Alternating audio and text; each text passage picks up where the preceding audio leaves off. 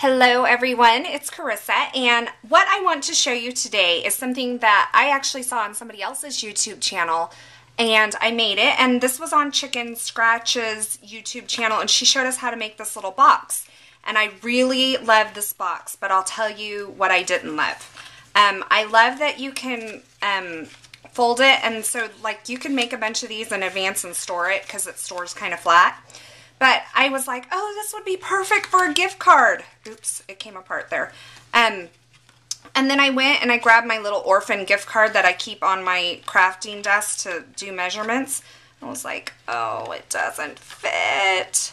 So I just had to alter it and make it fit a gift card. And it was fairly easy, so I'm just going to share that with you today. All you have to do, if you keep this one measurement, so she started out with a square that was 4 7/8 by 4 7/8 for this part. If you keep one of those measurements at 4 7/8, you can just add whatever you need to both of those, to both the top and the bottom on just the width, and get whatever width you want. So, and you're going to keep all the score lines at the same amount. So say I wanted to go and put a Hershey bar in here, which I don't, but say I did, all I would have to do is find out how wide my Hershey bar is and then just add it to one side of that. So it's fairly easy, and let me show you what I've done. So let's get started assembling the box. Now when Angie put it together, hers was 4 7/8 by 4 7/8. Mine is 4 7/8 by 5 3/8. So I've just added a 1/2 inch to that one side of that box that I was telling you about. And what I meant to say earlier was to the length, not necessarily the width. When you were looking at it, it was the length. And it's still scored at 15/16 all the way around, just like Angie's was. Now the top, instead, hers was 8 1/2 by 3 1/4. Mine is 8 1/2 by 3 3/4. Now the score lines remain at 1/2 inch, 3 1/2 inches, 4 1/2 inches, and 7 1/2 inches. So I did not change the score lines at all on these. And I just wanted you to notice that. So if I wanted my box even wider than that, then I'm just adding to that one dimension. So then what I'm going to do is I'm going to take the bottom part of this box, and it's a good idea to use something stickier than your snail, but I'm going to put this together for speed with the snail just to show you. So you're going to want to take the bottom part of this box. This is your wider flap here. There's a narrow flap and a wide flap. And what you're going to do is you're going to line up this score line.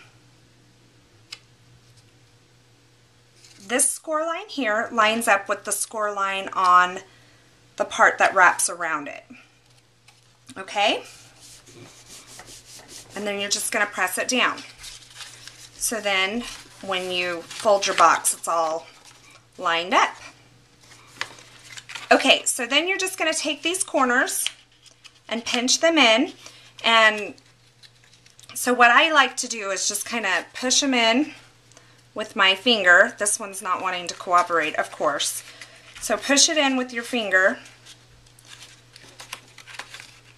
And then I'll take my bone folder later when I get this all. This one is just so not cooperating.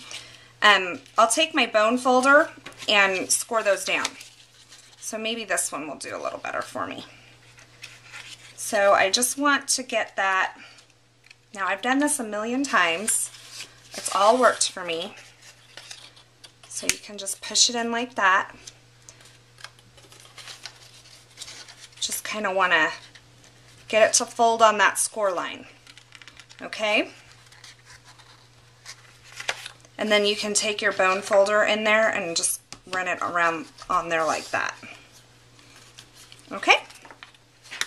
And then in order to get these to stick, you just want to put adhesive on this triangle that's closest to this middle thing. So it's these two triangles here, and then these two triangles here. And this is probably going to pop. This may pop open because I'm only using snail instead of something more sturdy. Okay, so there is the base of your box. Okay, and I'll show you the gift card fits in there.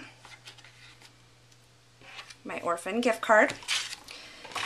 So in order to decorate the top of the box, you just need a piece of designer paper, or you can take a piece of cardstock that you've stamped. In this case, I've taken a piece of So Saffron cardstock and stamped it with the Baroque motif swirl stamp, which I love. And instead of, hers was cut at 3 by 2 3/4. Mine is cut at 3 1/2 by 2 3/4. So once again, we've just added a 1/2 inch to that one dimension, and then you can just put it. Now the other great thing about this box is once you've put it together, you can kind of lay it flat and you can still stamp on here if you want or whatever. So if you want to stamp directly on the box, you could do that, and you can fold that under to protect that tab. And then you can store it flat too, which works very nicely. So that is, once again, 3 1/2 by 2 3/4. Now, I did not have a circle punch that was 1/2 inch. She used a circle in order to create her tab on the front, and I'll show you this one. Hers was 1/2 inch. I don't have a 1/2 inch circle punch, but what I do have is a 3/4 inch circle punch. So what I did was I went ahead and I used my 3/4 inch circle punch. I had one pre-punched and I can't find it now.